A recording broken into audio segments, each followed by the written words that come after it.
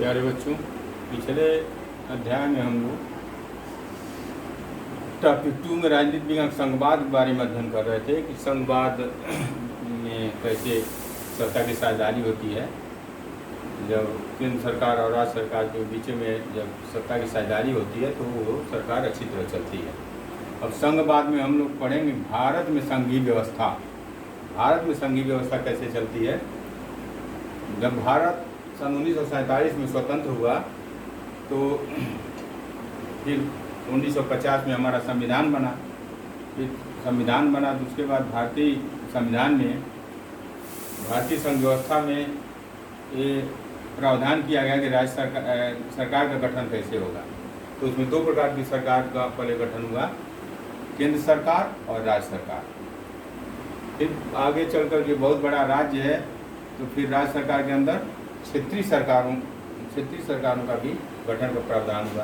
क्षेत्रीय सरकार मतलब हमारे यहाँ पहले केंद्र सरकार है, उसके नीचे राज्य सरकार है, फिर राज्य सरकार के अंदर क्षेत्रीय सरकार। जैसे गांव से ही शुरू करें, गांव में ग्राम पंचायत का गठन होता है, ब्लॉक पर क्षेत्र पंचायत का गठन होता है, फिर जिले पर नगर पालिका का गठन होता है, फिर बड़े शहर जो हैं महानगर हैं वहाँ नगर महापालिका का गठन होता है, उसका अध्यक्ष मेयर होता है। तो इस प्रकार हमारे यहाँ केंद्र सरकार और केंद्र सरकार, राज्य सरकार, फिर राज्य सरकार, क्षेत्रीय सरकार, 3 स्तर पर सरकार का गठन होता है। अब बात यह थी केंद्र और राज्य सरकार की विधायी अधिकार कौन कौन से हैं, यानी कौन से अधिकार केंद्र सरकार के अंदर आते हैं, कौन से सरकार राज्य सरकार के अंदर आते हैं। तो केंद्र और राज्य सरकार के विधायी अधिकार हैं उनको हम 3 सूचियों में बांट सकते हैं, या 3 सूचियों में बांटा गया संविधान में। पहली है संघ सूची। संघ सूची जो केंद्र सरकार के अंतर्गत आती है, उसमें आता है प्रतिरक्षा, विदेशी मामले, बैंकिंग, संचार और मुद्रा। जो राष्ट्रीय महत्व के विषय हैं उसको केंद्र सूची के अंदर रखा गया है। उसके बाद आता है राज्य सूची। राज्य सूची राज्य के अंतर्गत क्या आता है, पुलिस, कानून व्यवस्था, व्यापार, वाणिज्य, कृषि और सिंचाई। जो स्थानीय महत्व के विषय हैं वो राज्य सूची के अंदर आ जाते हैं। अब तीसरी सूची होती है समवर्ती सूची। समवर्ती सूची में जो विषय आते हैं उस पर केंद्र और राज्य सरकार दोनों को कानून बनाने का अधिकार है। इसमें आता है शिक्षा, वन, मजदूर संघ, विवाह, गोद लेना, उत्तराधिकार, ये सब समवर्ती सूची में आते हैं। शिक्षा जो है केंद्र सरकार और राज्य सरकार दोनों का विषय है। वन जो है, जो हमारे जंगल हैं वो भी दोनों सरकार के अंदर आते हैं। मजदूर संघ, ये जो मजदूरों का जो यूनियन होता है वो भी दोनों के अंतर्गत आता है। विवाह, गोद लेना, उत्तराधिकार का नियम, ये सब केंद्र और राज्य सरकार दोनों का विषय है। इस पर दोनों लोग कानून बनाते हैं। लेकिन फिर किसी भी परिस्थिति में जब दोनों के अधिकारों को लेकर टकराव पैदा होता है उसमें केंद्र सरकार का जो कानून बनाती है वही मान्य होता है।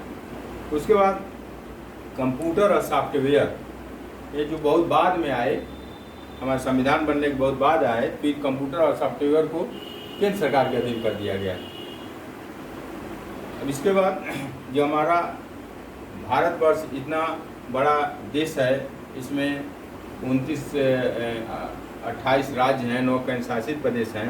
तो उसमें सांस्कृतिक विविधता, भाषा के आधार पर तमाम तरह की समस्याएं आती थी। फिर भाषा नीति के लेकर एक सवाल पैदा हुआ, तो भाषा नीति कैसी होनी चाहिए।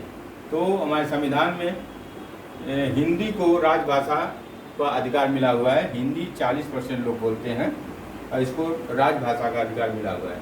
लेकिन फिर हिंदी किसी के ऊपर थोपी नहीं जाती। इसके साथ साथ 21 भाषाओं अनुसूचित, इनके साथ 21 भाषाओं को और रखा गया है कि हर राज्य की अपनी भाषा है और राज्य अपनी भाषा में काम करता है। जैसे गुजरात में गुजराती है, महाराष्ट्र में मराठी है, पश्चिम बंगाल में बंगाली है, आंध्र प्रदेश में तेलुगु है, फिर तमिलनाडु में तमिल है। तो हर राज्य को अपने अपने भाषा में काम करने का वो छूट मिली हुई है। फिर हिंदी के साथ अंग्रेजी को भी, हिंदी और अंग्रेजी दोनों भाषाओं में काम करने के लिए छूट मिला हुआ है। अंग्रेजी भाषा को 1965 में बंद होना था, लेकिन तमाम राज्यों ने इसका विरोध किया कि हम हिंदी नहीं बोलते हैं तो हम लोग कैसे काम करेंगे, तो फिर अंग्रेजी व हिंदी के साथ मान्यता दी गई, हिंदी अंग्रेजी में भी काम आप लोग करते रहिए।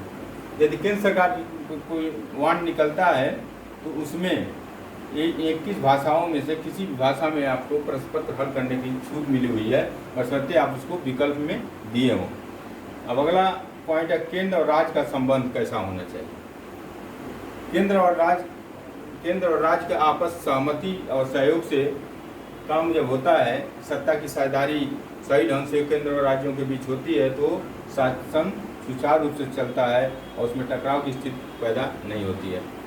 पहले केंद्र सरकार, जैसे केंद्र में जो सरकार होती थी और राज्य में मानी केंद्र में दूसरी पार्टी की सरकार है और राज्य में दूसरी पार्टी की सरकार है, तो भी आपस में किसी न किसी मुद्दे पर मतभेद हो जाता था।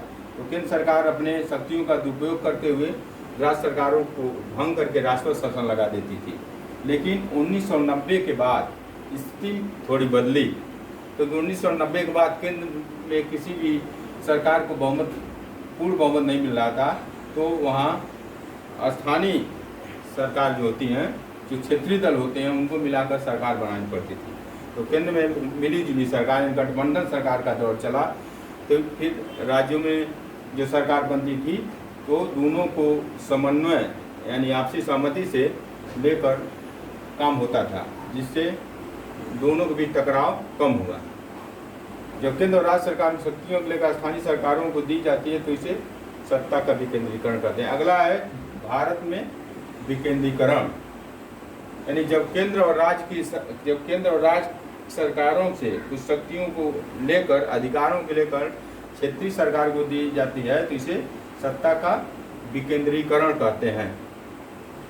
तो भारत में सत्ता का विकेंद्रीकरण इस प्रकार है, जैसे केंद्र सरकार है, केंद्र सरकार के नीचे राज्य सरकार है, फिर राज्य की सरकार के नीचे क्षेत्रीय सरकार है। क्षेत्रीय सरकार में जैसे ग्राम पंचायत, नगर पालिका, नगर महापालिका, फिर छोटे छोटे कस्बों में टाउन एरिया, ये सब काम करती हैं।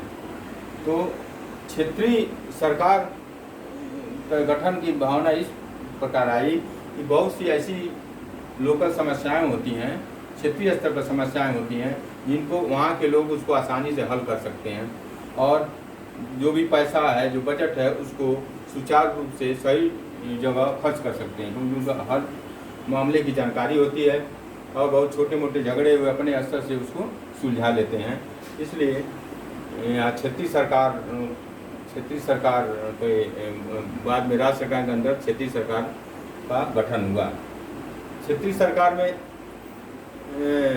सरकार में भी जो पंचायती राज व्यवस्था है, यानी ग्राम पंचायतें हैं, नगर पालिका हैं, नगर महापालिका, उनका भी चुनाव हर 5 साल पर होता है और उसमें आरक्षण के नियमों का पूरी तरह से पालन किया जाता है। जैसे SC, ST, OBC, इन सब का उसमें पालन होता है और 1/3 सीटें, एक पूरे सीट का 1/3 भाग महिलाओं के लिए आरक्षित कर दिया जाता है।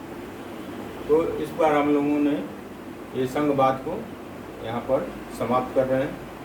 Thank you.